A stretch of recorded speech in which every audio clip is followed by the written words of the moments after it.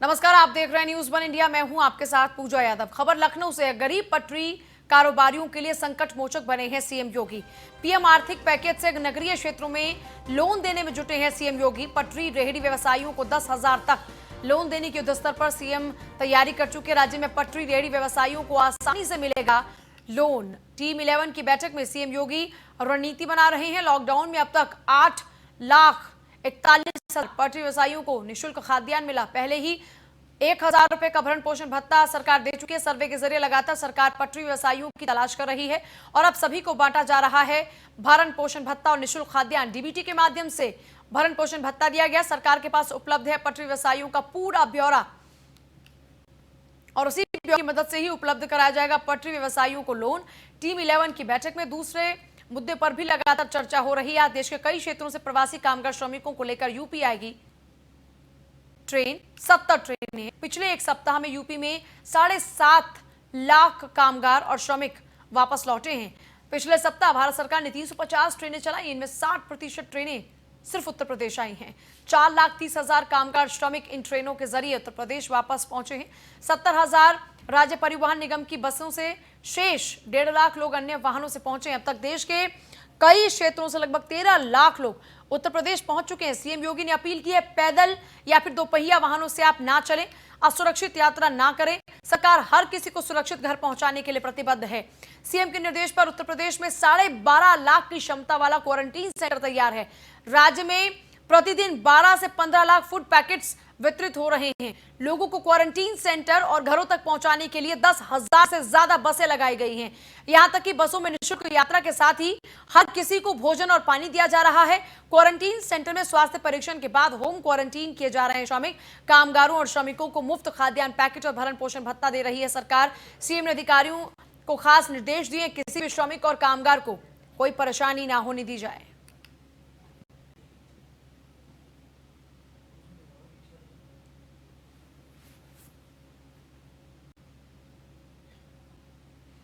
BJP विधायक राघवेंद्र प्रताप सिंह ने मुख्यमंत्री को एक पत्र लिखा है। डुमरियागंज विधायक ने स्वास्थ्य अधिकारियों पर गंभीर आरोप लगाए हैं। इस पत्र में सिद्धार्थनगर में अधिकारियों पर लापरवाही और भ्रष्टाचार के आरोप लगाए हैं। विधायक ने सीएमओ डॉक्टर सीमा राय, क्षय रोग अधिकारी डॉक्टर एमडब्ल्यू खान की शिकायत की है। राघवेंद्र प्रताप सिंह ने कोरोना नोडल अधिकारी डॉक्टर उजैन अतहर की भी शिकायत की है। सीएम योगी को पत्र लिखा है, लापरवाह अफसरों को हटाने की मांग की है।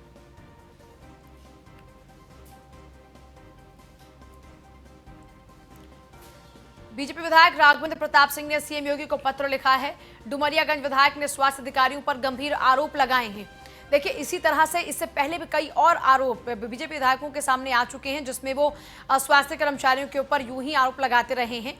एक बार फिर से इसी तरह के आरोपों का सिलसिला शुरू हुआ है। राघवेंद्र प्रताप सिंह बीजेपी के विधायक ने नोडल ऑफिसर को भी सवालों के घेरे में लाकर खड़ा कर दिया।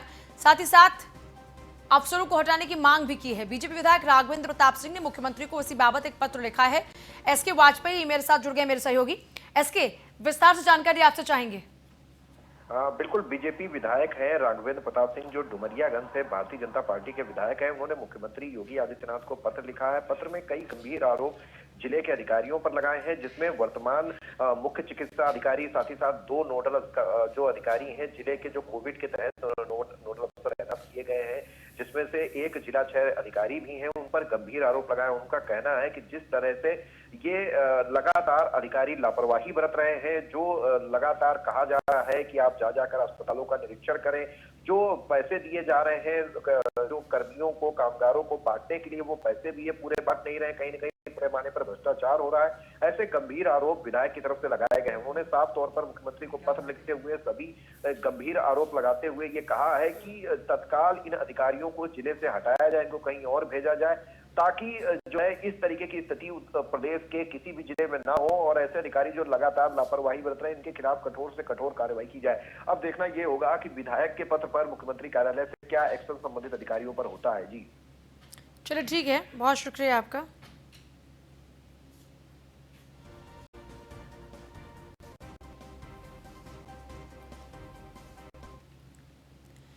यूपी सिंचाई विभाग से जुड़ी खबर है। मंत्री ईमानदार लेकिन अधिकारी ठेकेदार भ्रष्ट हैं। अधिकारियों में भी ईमानदारी और बेईमानी की कैटेगरी है। टेंडर्स को मैनेज करने के लिए हर हद को पार करते हैं ठेकेदार। एक ठेकेदार ने टेंडर कैंसिल होने पर धमकी दी सुपरिटेंडेंट इंजीनियर को। गंडक गोरखपुर देवरिया इरिगेशन से जुड़ा हुआ यह मामला है। सुपरिटेंडेंट इंजीनियर दिनेश सिंह से ठेकेदार का विवाद हुआ। दिनेश सिंह ने चीफ गंडक AK सिंह से अर्जी लगाई है और ईमानदारी से काम का यही नतीजा मिलता है, दिनेश सिंह ये भी कह रहे हैं। दरअसल ठेकेदार टेंडर की प्रक्रिया पूरा नहीं कर रहा तो मैं उसको टेंडर कैसे दूं, दिनेश सिंह ये बात कह रहे हैं। विभाग का एक बड़ा अधिकारी इस ठेकेदार के पक्ष में है, इस तरह के आरोप लगाए जा रहे हैं। चीफ गंडक के पास उस अधिकारी का फोन आया ठेकेदार के पक्ष में। अपने विभाग के सुपरिटेंडेंट इंजीनियर दिनेश सिंह का कोई ध्यान नहीं रखा जा रहा। अपने विभाग के सुपरिटेंडेंट को दरकिनार किया जा रहा है और ठेकेदार पर रहमत बरसाई जा रही है।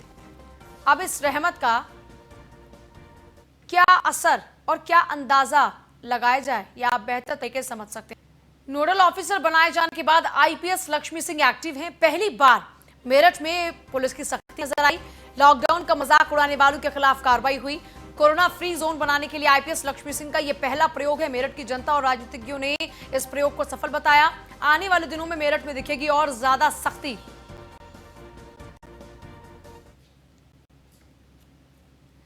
देखिए तस्वीरें आप देख रहे हैं। मेरठ में बहुत ही तेजी के साथ में आंकड़ों में इजाफा हो रहा था। बार बार लापरवाही का मंजर खतरे की ओर इशारा कर रहा था, लेकिन अब कुछ परिवर्तन देखने को मिल रहा है। कोरोना फ्री जोन बनाने के लिए अब यहां पर कम से कम कुछ एक्शन नजर आ रहे हैं।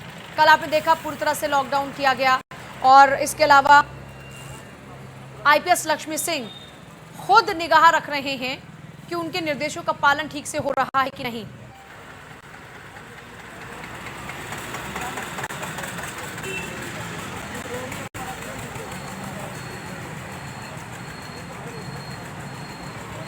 अब जो भी लोग घरों से बाहर निकल रहे हैं, बकायदा उनकी पूरी जानकारी रखी जा रही है। वो किस मकसद से घर से बाहर निकले हैं, इस बात का भी पूरा ध्यान रखा जा रहा है। और जो लोग बेवजह घरों से बाहर हैं, उनको तुरंत से वापस लौटने को कहा जा रहा है।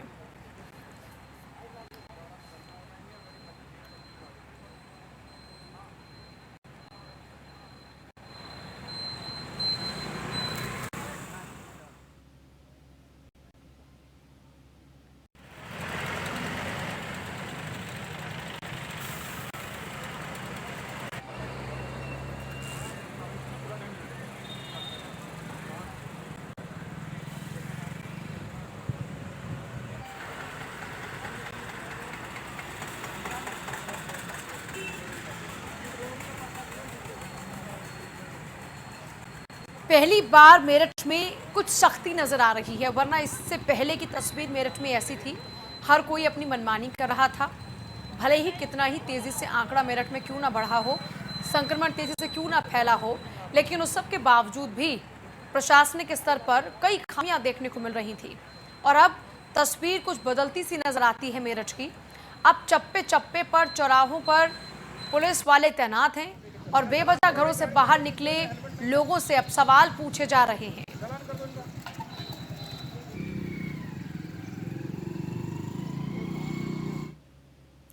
बुलंदशहर में पुलिस का नोटिस सोशल मीडिया पर वायरल हो रहा है। नोटिस में लिखा है, आपकी तरफ से रास्ते में मजदूरों को अपने आवास पर खाने पीने की वस्तुओं को वितरित करने का लालच देकर बुलाया जाता है। इससे कोरोना संक्रमण के नियमों का उल्लंघन हो रहा है। भविष्य में आपकी तरफ से इस तरह की कोरोना के नियमों का उल्लंघन पाए जाने पर महामारी अधिनियम के तहत आपके खिलाफ वैधानिक कार्रवाई होगी। इस नोटिस पर SSP संतोष कुमार सिंह ने सफाई देते हुए कहा है कि नोटिस में नाम नहीं लिखने के कारण थोड़ा कंफ्यूजन की स्थिति है। ये नोटिस सपा के पूर्व विधायक गुड्डू पंडित को दिया गया था। वो अपने आवास पर लोग खाने का लालच देकर जमा कर रहे थे, फोटो खिंचवा रहे थे। गुड्डू पंडित पर जनपद में लॉकडाउन उल्लंघन के मुकदमे भी दर्ज हो चुके हैं। SSP ने नोटिस में नाम नहीं लिखने की गलती करने वाले चौकी प्रभारी राम नरेश को लाइन हाजिर भी कर दिया है। जनपद बुलंदशहर में श्री गुड्डू पंडित हैं, भगवान स्वरूप शर्मा और गुड्डू पंडित, इनके द्वारा सोशल डिस्टेंसिंग का उल्लंघन किया जा रहा था। लॉकडाउन के नियमों का लगातार उल्लंघन किया जा रहा था। 28/4 को इनके विरुद्ध अनूप शहर में एक मुकदमा 188, 269, 270 IPC का दर्ज किया गया। लॉकडाउन का उल्लंघन कर रही थी। इसी परिप्रेक्ष्य में इनको एक नोटिस दिनांक 11/5/20 को चौकी प्रभारी कोतवाली नगर के हैं राम नरेश, उनके द्वारा दिया गया। उस नोटिस में उल्लेख था कि आप पैदल चल रहे प्रवासी मजदूरों को अपने आवास के पास रोक लेते हैं और इस आशय की जानकारी है कि आपके द्वारा रास्ते में मजदूरों को अपने आवास पर खाने पीने की वस्तुओं को वितरित करने का लालच देकर कुछ लोगों को लगाया गया है जो इकट्ठा कराते हैं, जिससे सोशल डिस्टेंसिंग का अनुपालन नहीं हो पा रहा है। क्वारंटीन सेंटर में बड़ी लापरवाही सामने आई है। क्वारंटीन सेंटर में बच्चे को सांप ने डसा। मौके पर बच्चे के इलाज के लिए रात में कोई एम्बुलेंस नहीं मिली। घटना के बाद मौके पर कोई डॉक्टर नहीं पहुंचा। बाइक से बच्चे को जिला अस्पताल पहुंचाया गया। इलाज के दौरान जिला अस्पताल में बच्चे की मौत हो गई। मामले में देखी इमलिया गांव के प्रधान की लापरवाही। वजीरगंज के इमलिया जूनियर स्कूल का ये मामला है।